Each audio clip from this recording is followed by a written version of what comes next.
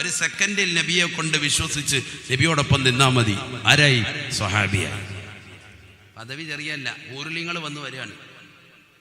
നമ്മുടെ കബറിനടുത്തേക്ക് മൂലിയാരോട് എന്താ സംഭവം, പടച്ചവനെ പാമ്പ് വരുന്നുണ്ട് എന്ന് പറയും.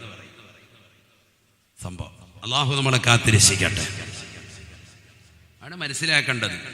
ഇതൊരു സാധാ സ്വഹാബി. എന്തുകൊണ്ട്? ഹിദായത്ത് കിട്ടിക്കഴിഞ്ഞപ്പോ ഭയങ്കര സംഭവമായി. ഒന്നും ചെയ്തിട്ടില്ല അദ്ദേഹം. നിസ്കരിച്ചിട്ടുണ്ടോ? നോമ്പ് പിടിച്ചിട്ടുണ്ടോ? സക്കാത്ത് കൊടുത്തിട്ടുണ്ടോ? ഹജ്ജ് ചെയ്തിട്ടുണ്ടോ? ഒന്നുമില്ല. നബിയെ കണ്ട് ഇസ്ലാം മതം പുൽകി. ദുഹറിന് മുമ്പ് മരിച്ചുപോയി. പക്ഷെ ഖബറിലേക്ക് നോക്കുമ്പോൾ എന്താ സംഭവം? ഹൂറിലിങ്ങൾ വരിക. നബിക്ക് നാണം കൊണ്ട് നബി പുറകോട്ടുകൂടി. കാരണം എന്താ?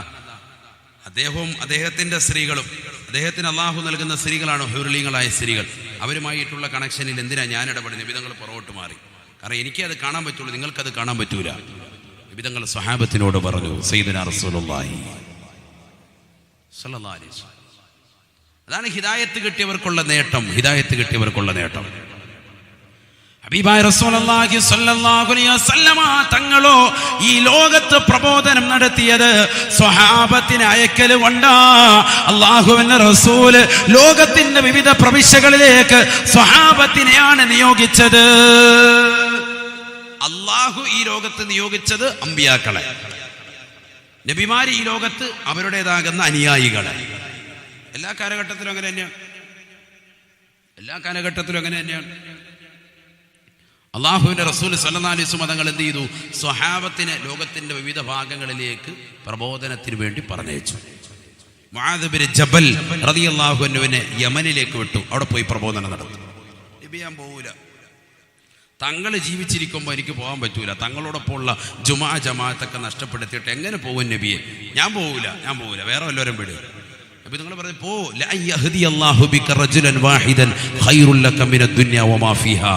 നീ അവിടെ എത്തി, അവിടെ ഒരാളെ നന്നാക്കലാണ് ഈ ദുന്യാവും അതിലുള്ള സകല വസ്തുക്കളും കിട്ടുന്നതിനേക്കാൾ നിനക്ക് ഏറ്റവും ഉത്തമമെന്ന് സയ്യിദുനാ റസൂലുള്ളാഹി. ലാ യഹ്ദിയല്ലാഹു ബിക റജുലൻ വാഹിദൻ. നിന്നെ കൊണ്ട് ഹിദായത്തിടലാണ് ഏറ്റവും നല്ലത്, നിന്നെ കൊണ്ട് ഈമാൻ പുൽകലാണ് ഏറ്റവും വലുത്. അപ്പൊ സ്വഹാബത്തിനെ കൊണ്ട് എന്ത് കിട്ടും? ഹിദായത്ത് കിട്ടും, നബിയെ കൊണ്ട് കിട്ടും. അത് ഖുർആൻ പറഞ്ഞതാണല്ലോ. ഇന്നക ലതഹ്ദീ ഇലാ സിറാത്തിൻ മുസ്തഖീം. തങ്ങളെ നേരായ പാതയിലേക്ക് ഹിദായത്ത് നൽകാൻ കഴിവുള്ളവരാണ് നബിയേ. ഇന്നക ലതഹ്ദീ ഇലാ സിറാത്തിൻ മുസ്തഖീം. നബിയനാ റസൂലുള്ളാഹി സ്വല്ലല്ലാഹു അലൈഹി വസല്ലം തങ്ങൾ തന്റെ പ്രിയപ്പെട്ട അനുയായികളെ ലോകത്തിന്റെ വിവിധ പ്രവിശ്യയിലേക്ക് അയക്കുകയാണ്. എന്നിട്ട് നബി തങ്ങൾ പറയുകയാ, അസ്ഹാബി കന്നുജൂം ഫബി അയ്യിഹിം ഇഖ്തദൈതും ഇഹ്തദൈതും. എന്റെ സ്വഹാബത്ത് നക്ഷത്ര തുല്യരാണ്, അവരെ ആര് പിൻപറ്റിയോ അവർ ഹിദായത്തിലാണ്, സന്മാർഗത്തിലാണ് എന്ന് ഹബീബുനാ റസൂലുള്ളാഹി സല്ലല്ലാഹു അലൈഹി വസല്ലം. എന്നെ മാത്രമല്ല, എന്റെ സഹാബത്തിനെ പിൻപറ്റിയാൽ മതി, നിങ്ങൾക്ക് എന്ത് കിട്ടും? ഹിദായത്ത് കിട്ടും. സയ്യിദുനാ റസൂലുള്ളാഹി. കണ്ടോ? അപ്പൊ കണക്ഷൻ പിന്നെ അടുത്ത സ്ഥലത്തോട്ടെത്തി, സ്വഹാബത്തിലെത്തി നിൽക്കാണ്. പ്രവാചകനിൽ നിന്ന് പോന്ന് സ്വഹാബത്തിലെത്തി. ഇനി അടുത്ത ഹദീസ് എത്രയുണ്ട്? സ്വഹാബത്തിന്റെ ശ്രേഷ്ഠ ഒരു ഹദീസേ ഉള്ളൂ. قال رسول الله صلى الله عليه وسلم لا تمس النار من رآني وهو مؤمن ومن رآني وهو مؤمن صدق رسول الله. അല്ലാഹുവിന്റെ റസൂൽ തന്നെ പ്രിയപ്പെട്ടതാകുന്ന അനുയായികളോട് പറയുകയാണ്, അല്ലയോ അനുയായികളെ, നിങ്ങൾക്കുള്ള ശ്രേഷ്ഠത എന്തെന്നറിയുമോ? ലാ തമസ്സുന്നാറു മൻ റആനി. എന്നെ കണ്ടുകൊണ്ട് എന്നെ വിശ്വസിച്ചുകൊണ്ട് ഒരു സെക്കൻഡെങ്കിലും മുഅ്മിനായി നിലകൊണ്ട ആളുകളെ നിങ്ങൾ ഒരിക്കലും തന്നെ നരകത്തിൽ കടക്കൂല എന്ന് ഹബീബായ റസൂലുള്ളാഹി. വമൻ റആനി വഹുവ മുഅ്മിൻ. എന്നെ കണ്ടവരെ അവർ ഈമാൻ പുൽകിക്കൊണ്ടാണ് കണ്ടത് എങ്കിൽ അവർ തീർച്ചയായും നരകത്തിൽ കടക്കൂല എന്ന് ഹബീബായ റസൂലുള്ളാഹി. ലാ തമസ്സുന്നാർ വഹുവ മുഅ്മിൻ വമൻ റആനി വഹുവ മുഅ്മിനുൻ സദഖ റസൂലുള്ളാഹി. എന്നെ വിശ്വസിച്ചുകൊണ്ട് കണ്ടവൻ നരകത്തിൽ കടക്കൂല.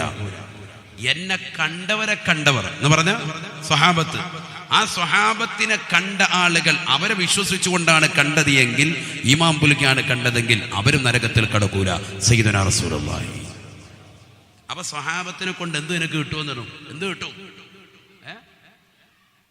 ഹിദായത്ത് കിട്ടും, അതല്ലേ വേണ്ടത്. അതുകൊണ്ട് രക്ഷപ്പെട്ട ആളെ കഥയല്ലേ ഇപ്പൊ പറഞ്ഞത്. പൊന്നു, ആ 15 ഔട്ടല്ലേ? ബക്കറ്റ് വരുമല്ലേ ഇവിടെ? വേണ്ടല്ലേ മനസ്സിലാരെ? മജീദ് ഭായി പോയ അവിടെ നിന്ന് ഇല്ലേ? ബക്കറ്റില്ലേ? ബക്കറ്റ് വേണ്ട, ബക്കറ്റ് പിരിക്കണ്ടേ? നിങ്ങൾ നൽകാൻ തയ്യാറാണെങ്കിൽ പിന്നെ പിരിക്കുന്നതിന് എന്താ മടി? നിങ്ങളൊക്കെ 500,000 വെച്ച് പോക്കറ്റ് ഇട്ടുകൊണ്ട് വന്നിട്ട് അത് വെറുതെ വാങ്ങിയില്ലെങ്കിൽ പിന്നെ നമുക്ക് പേരോശം. അള്ളാഹു നമ്മളെ സ്വീകരിക്കട്ടെ, നമ്മുടെ സ്വതക്കെ അള്ളാഹു കബൂലാക്കട്ടെ.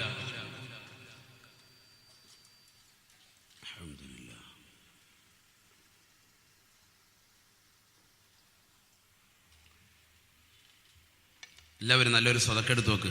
അള്ളാഹു നമ്മുടെ സ്വതക്കളെ സ്വീകരിക്കട്ടെ. നീയത്തോളം നിങ്ങൾ വേഗം തന്നെ ഡ്രസ്സൊക്കെ മാറി, ഇപ്പം നല്ല ലുക്കായല്ലേ, വെള്ളയൊക്കെ ഇട്ട്. അതാണ് എനിക്ക് സംശയം തോന്നിയത്, ആരാണ് അവിടെ വന്നിരിക്കുന്നത്. അള്ളാഹു നമ്മളെ സ്വീകരിക്കട്ടെ, അള്ളാഹു നമ്മളെ കബൂലാക്കട്ടെ. സർവനീയത്തോളം അള്ളാഹുവെ നീ സാധൂകരിക്കണേ അല്ലാ. വിഷമങ്ങൾ പ്രയാസങ്ങൾ മാറ്റി നൽകണേ അല്ലാ.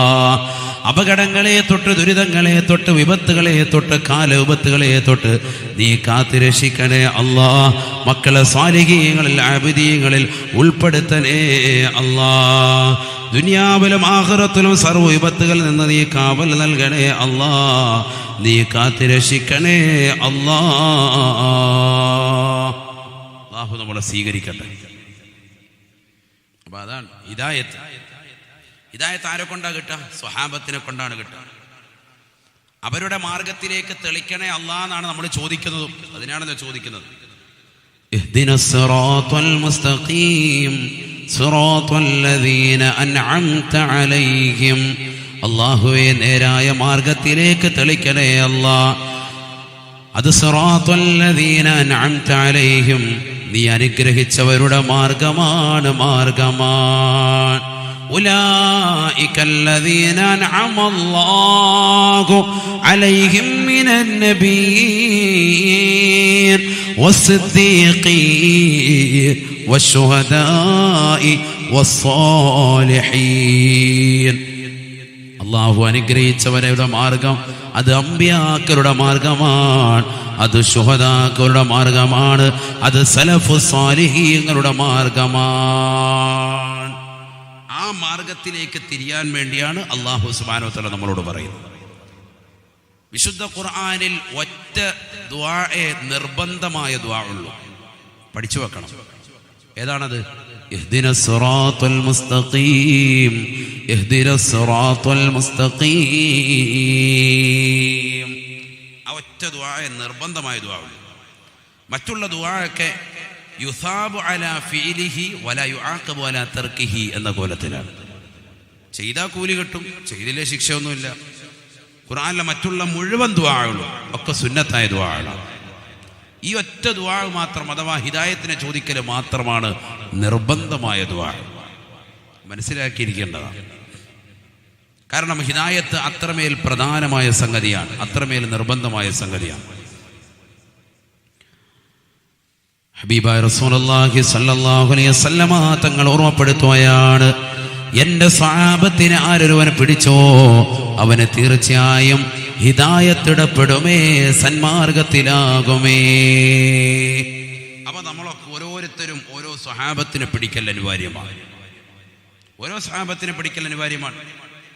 ബദരീങ്ങളുടെ ശ്രേഷ്ഠത എന്താ ഉസ്താദേ? ബദരീങ്ങളുടെ ശ്രേഷ്ഠത എന്ന് പറഞ്ഞാൽ മുത്തുനബി സല്ലല്ലാഹു അലൈഹി വസല്ലമ തങ്ങളെ ഏറ്റവും അത്യാവശ്യ ഘട്ടത്തിൽ നബിതങ്ങളെ സഹായിച്ചതാകുന്ന മറ്റൊരു കൂട്ടർ ലോക ചരിത്രത്തിലില്ല. അവരെ സഹായിച്ചത് യുദ്ധാനന്തര മുതൽ കൊതിച്ചിട്ടല്ല, ഗനീമത്ത് സ്വത്ത് കൊതിച്ചിട്ടായിരുന്നില്ല. അവർ നബി സല്ലല്ലാഹു അലൈഹി വസല്ലമ തങ്ങളിൽ നിന്ന് ഒന്നും കൊതിച്ചിട്ടുണ്ടായിരുന്നില്ല. അവരുടെ ലക്ഷ്യം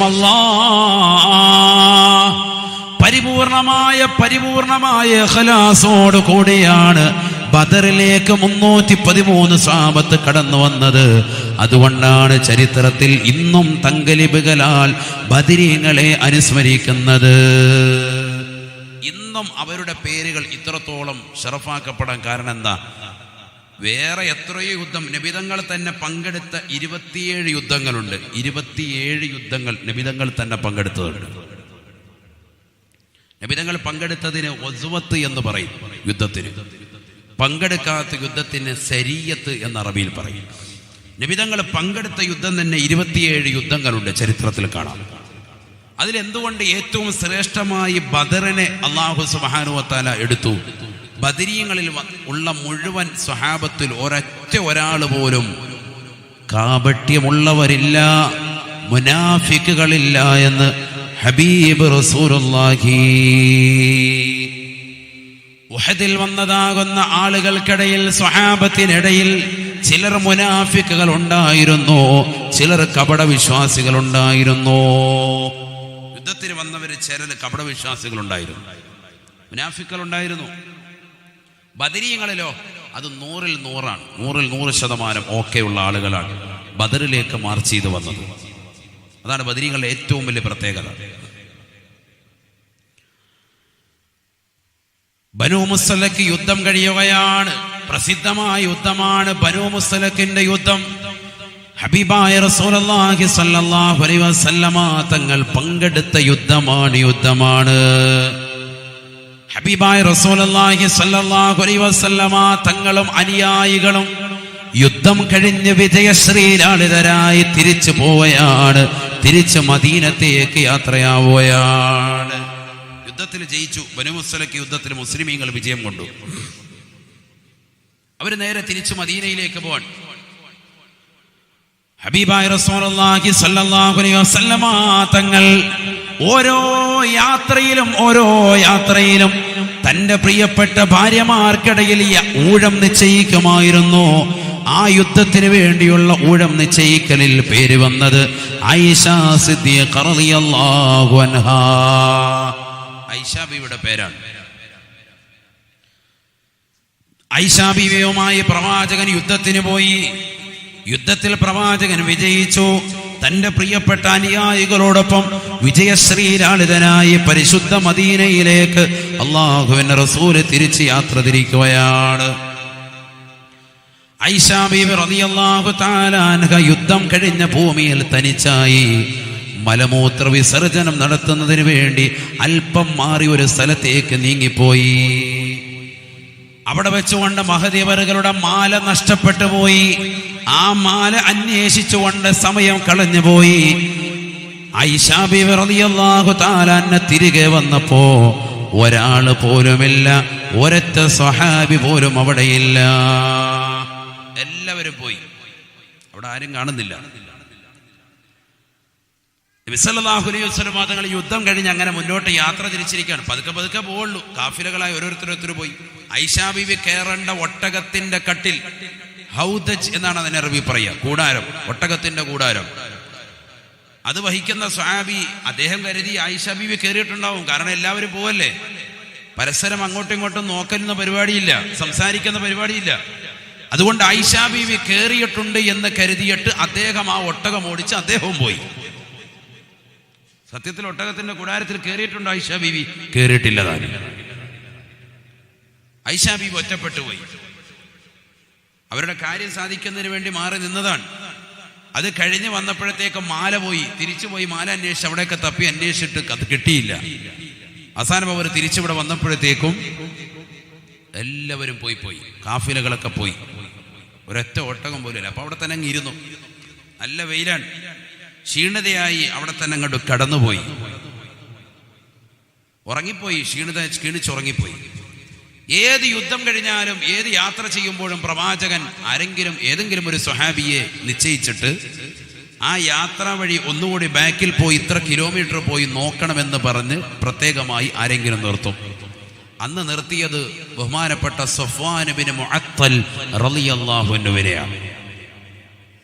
സഫ്വാൻ ബിൻ മുഅത്തൽ റളിയല്ലാഹു അൻഹു വലിയ സഹാബിയാണ്. അദ്ദേഹം ചെന്നു നോക്കുമ്പോ സുബ്ഹാനല്ലാഹ്, കടക്കുന്നതാരാൻ? മഅദല്ലാഹ് മഅദല്ലാഹ്.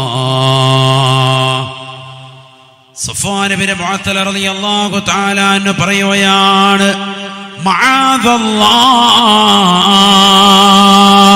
അല്ലാഹുവേ കാവൽ തേടുന്നു റബ്ബേ, കാവൽ തേടുന്നു അല്ലാഹ്. ഹബീബായ റസൂലുള്ളാഹി സ്വല്ലല്ലാഹു അലൈഹി വസല്ലമ തങ്ങളുടെ പ്രിയപ്പെട്ട ഭാര്യയായ ആയിഷ ഉമ്മൈദ ഒറ്റയ്ക്കായി പോയല്ലോ. സഫ്വാൻ ഇബ്നു മുഅത്തൽ റളിയല്ലാഹു തആല അൻഹു ഈ വർത്തമാനം ഒട്ടകത്തിന്റെ പുറത്തിരുന്ന് പറയുന്നത് കേട്ടുകൊണ്ട് ചാടി എഴുന്നേൽക്കുകയാണ്. ഉറക്കിൽ നിന്ന് നെട്ടിയുണരുകയാണ്. ആയിഷ ബീവി നെട്ടിയുണരുകയാണ്. ബഹുമാനപ്പെട്ട സഫ്വാൻ ഇബ്നു മുഅത്തൽ റളിയല്ലാഹു അൻഹു ഒന്നും സംസാരിച്ചില്ല. ആയിഷ ബീവി ഒന്നും മിണ്ടിയില്ല. അനാഖ നാഖതഹു, സഫ്വാൻ ഇബ്നു മുഅത്തൽ റളിയല്ലാഹു അൻഹു അദ്ദേഹത്തിന്റെ ഒട്ടകത്തെ മുട്ടുകുത്തിക്കുകയാണ്. ആയിഷ ബീവിക്ക് കയറാൻ സൗകര്യം ചെയ്യുകയാണ്. ആയിഷ ബീവി റളിയല്ലാഹു തആല അൻഹ ആ ഒട്ടകത്തിന്റെ പുറത്തേക്ക് കയറിയിരിക്കുകയാണ്. ബഹുമാനപ്പെട്ട സഫ്വാൻ ഇബ്നു മുഅത്തൽ റളിയല്ലാഹു അൻഹു താഴെ നിന്നുകൊണ്ട് അതിന്റെ കടിഞ്ഞാണ് പിടിച്ചുകൊണ്ട് മദീനയിലേക്ക് യാത്ര തിരിക്കുകയാണ്. സുബ്ഹാനല്ലാഹ്. അല്പനേരം പിന്നിട്ടപ്പോ അതാ അവരുടെ മുമ്പിൽ പോയ കാഫിലയോടൊപ്പം ചേരുകയാണ്, യാത്രാ സംഘത്തോട് ചേരുകയാണ്. അപ്പോഴാണിതാ മുനാഫിക്കുകളാകുന്ന ആളുകൾ, ഞാൻ നേരത്തെ പറഞ്ഞില്ലയോ, പരിശുദ്ധ ബദറിൽ ഒഴികെ മുഴുവൻ യുദ്ധങ്ങളിലും മുനാഫിക്കുകൾ ഉണ്ടായിരുന്നു. കപട വിശ്വാസികൾ യുദ്ധത്തിൽ പങ്കെടുത്തിരുന്നു. അവരിൽ ചില ആളുകൾ വിളിച്ചു പറയാൻ തുടങ്ങി, അല്ലാഹുവിന്റെ റസൂലിന്റെ ഭാര്യയാകുന്ന ആയിഷ ബീവി ഇതാ സഫ്വാനുമായിട്ട് കണക്ഷനാണ്, അപവാദ പ്രചരണം നടത്തുകയാണ്. ഇന്നും ഈ ദുനിയാവിൽ അപവാദ പ്രചരണം നടത്തുന്ന മുസ്ലിമീങ്ങളില്ലയോ, ചെറുപ്പക്കാരില്ലയോ? പാടില്ല പൊന്നുമോനെ, പാടില്ല പൊന്നുമോനെ. ഹബീബായ റസൂലുള്ളാഹി സ്വല്ലല്ലാഹു അലൈഹി വസല്ലമ തങ്ങളുടെ പ്രിയപ്പെട്ട ഭാര്യയാകുന്ന ആയിഷ ബീവിയെ കുറിച്ച് അപവാദ പ്രചരണം നടത്തുകയാണ്. അവർ രണ്ടുപേരും വ്യഭിചരിച്ചു എന്ന് വരെ മോശത്തരം പറയുകയാണ്. നഊദു ബില്ലാഹ്. സഫ്വാൻ ഇബ്നു മുഅത്തൽ റളിയല്ലാഹു അൻഹു വീട്ടിൽ കൊണ്ടുവന്ന് വിടുകയാണ്. പരസ്പരം ജനങ്ങൾക്കിടയിൽ ചർച്ചയായി. മുനാഫികൾ കമ്പോളത്തിൽ വന്ന് പറയാൻ തുടങ്ങി, അല്ലാഹുവിന്റെ റസൂലിന് വിഷമമായി, ആയിഷ ബീവിക്ക് മാനസികമായി പ്രയാസമായി, റസൂല് വീട്ടിലേക്ക് വരുന്നില്ല. ഹബീബായ റസൂലുള്ളാഹി സ്വല്ലല്ലാഹു അലൈഹി വസല്ലമ തങ്ങൾ ഒരു ദിവസമല്ല, 2 ദിവസമല്ല, 3 ദിവസമല്ല, 4 ദിവസമല്ല, 1 മാസത്തോളം വീട്ടിലേക്ക് വരാതിരിക്കുകയാണ്. മാനസികമായി തകർന്നു പോയ ആയിഷ ദിക്ർ ചൊല്ലി കൂടുകയാണ്. ഹസ്ബുനല്ലാഹു വനിഅമൽ വകീൽ, നിഅമൽ മൗലാ വനിഅമൻ നസീർ. അല്ലാഹുവേ, പടച്ചറപ്പേ, നിനക്കറിയാമല്ലോ അല്ലാഹ്, ഞാൻ പാവപ്പെട്ടവളാണെന്ന് നിനക്കറിയാമല്ലോ റബ്ബേ. സഫ്വാനും എന്നെയും ചേർത്ത് മുനാഫിക്കുകളാകുന്ന കപട വിശ്വാസികൾ എന്തൊക്കെ അപവാദ പ്രചരണങ്ങളാണ് ഇവിടെ നടത്തുന്നത് റബ്ബേ. ഞാൻ വ്യഭിചരിച്ചെന്നാണ് പറയുന്നത് അല്ലാഹ്, എനിക്ക് നിന്നെ മാത്രം ബോധിപ്പിച്ചാൽ മതി. ഹസ്ബുനല്ലാഹു വനിഅമൽ വകീൽ. അല്ലാഹുവിന്റെ റസൂല് പോലും സ്വഹാബത്തിൽപ്പെട്ട പല ആളുകളും വന്നുകൊണ്ട് നബിയെ ശരിയാണോ എന്ന് പറയവേ റസൂലുള്ള പോലും മാനസികമായി തകർന്നു പോവുകയാണ്. അല്ലാഹുവിന്റെ റസൂൽ ആയിഷയോട് വന്നിട്ട് പറയുകയാണ്, ആയിഷ, നീ തെറ്റ് ചെയ്തിട്ടുള്ള ഫതുബ് ഇലല്ലാഹ്, ഇഫ്തഹൂ ലനാ അബ്വാബൽ ജിനാൻ, ഇഫ്തഹൂ ലനാ അബ്വാബൽ ജിനാൻ. സ്വർഗ്ഗത്തെ കാക്കുന്ന മലക്കുകളോട് പറയുകയാണ്, അല്ലയോ റിദ്വാനേ, റിദ്വാനേ, ഈ സ്വർഗ്ഗത്തിന്റെ വാതിലുകൾ ഞങ്ങൾക്ക് തുറന്നു തരണേ. സ്വർഗ്ഗത്തെ കാക്കുന്ന മലക്കുകൾ ചോദിക്കുമത്രേ, നിങ്ങൾ ആരാണ്? അവ ഹൂസിബത്തും, നിങ്ങളുടെ ഹിസാബ് കഴിഞ്ഞുവോ? ഹിസാബ് കഴിയാതെ ഒരാളെയും സ്വർഗത്തിൽ കടത്തുകയില്ല, നേരത്തെ സ്വർഗത്തിലേക്ക് കടത്തുകയില്ല. അപ്പോഴാണ് ബദരീങ്ങൾ പറയുന്നത്, ഞങ്ങൾ ബദറിൽ പങ്കെടുത്തവരാണ്, ഞങ്ങൾ ബദറിൽ പങ്കെടുത്തതാകുന്ന ആളുകളാണ്. സുബ്ഹാനല്ലാഹ്. അതാ ഉടനെ മലക്കുകൾ അവരോട് പൊരുത്തം ചോദിക്കുകയാണ്. പൊരുത്തപ്പെടണേ, അറിയാതെ പറഞ്ഞു പോയതാണ്. അഫ്വാ, പൊരുത്തപ്പെട്ടു തരണേ, പൊരുത്തപ്പെട്ടു തരണേ. സ്വർഗത്തിന്റെ കവാടങ്ങൾ അവർക്ക് മുന്നിൽ മലർക്കെ തുറക്കപ്പെടുകയാണ്. സ്വർഗത്തിലേക്ക് അവർ കടക്കുകയാണ്, സ്വർഗത്തിൽ അവർ കടക്കുകയാണ്, സ്വർഗത്തിൽ അവർ അഭിരമിക്കുകയാണ്. വന്നാസു ഫിൽ ഹിസാബ്, ജനങ്ങളെപ്പോഴും ഹിസാബിലായിരിക്കുമേ എന്ന് ഹബീബായ റസൂലുള്ളാഹി. സ്വർഗത്തിലേക്ക് നേരത്തെ കടന്നു ചെല്ലുന്ന ബദരീങ്ങൾ അല്ലാഹുവിന്റെ റസൂൽ അവരുടെ ക്യാപ്റ്റൻ അല്ലയോ? തിരിച്ചറിഞ്ഞുകൊണ്ട് ആദരിക്കണേ മുസ്ലിമേ.